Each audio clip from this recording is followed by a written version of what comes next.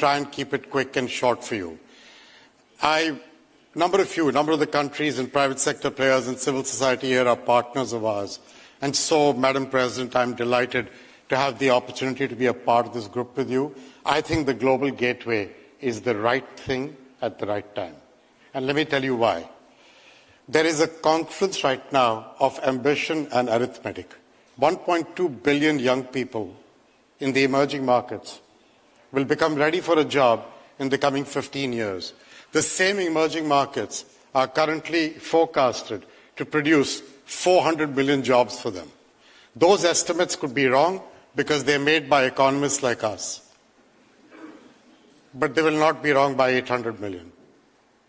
If you want to do something about the future of our world, because that generation is the power of our future. They will drive markets, they will drive consumption, they will drive growth for the Western world, they will drive the opportunity for our companies, for our technology, for our intellectual property.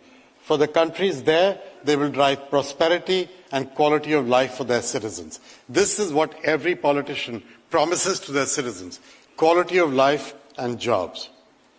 800 million people may not have that opportunity.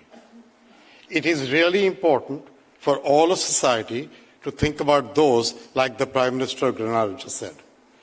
My view is that to create jobs for them, we cannot do it the way Ursula said, only with government money, only with multilateral bank money. We have to get the capital, the ingenuity, the innovation, the technology, the urgency of the private sector to come to play at the table. To do that well requires partnership. To do partnership well requires us to all understand we can't do it alone. And so what I'm saying for the World Bank Group, what we've been doing, is very clearly in the job space, two sets of thinking. The first one is, how do you create jobs and growth in an economy? First, you must have infrastructure, not just physical, bridges, roads, airports, electricity, digitization, but human capital, skilled and educated and healthy.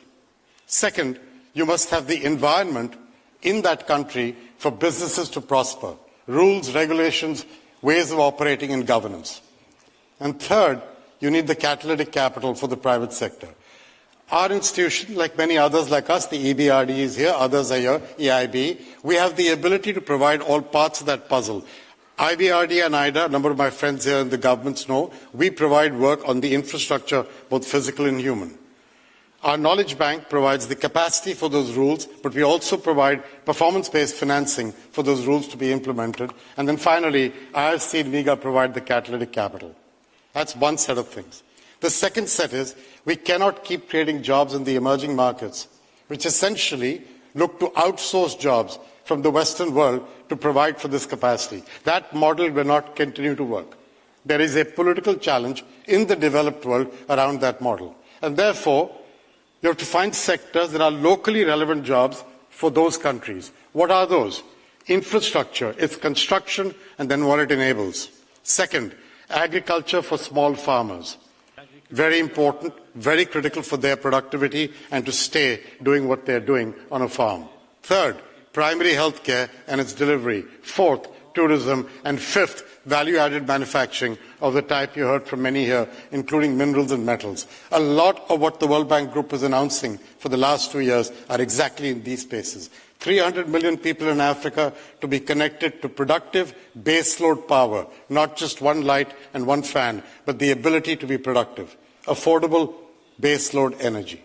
Second, 1.5 billion people to be connected to primary health care. Think of the jobs for nurses, medical diagnostic technicians, and midwives that we can create. Third, focus on agriculture. We're going to put $9 billion a year into agriculture. It's the focus of our annual meeting next week, along with $5 billion of private capital mobilization. This is our route, and this is the partnership that I'm so proud to be participating in with the European Union. We are going to function with 18 such projects across the developing world, in Africa, in Latin America, and in Asia, focused on energy, focused on transport, focused on digitization.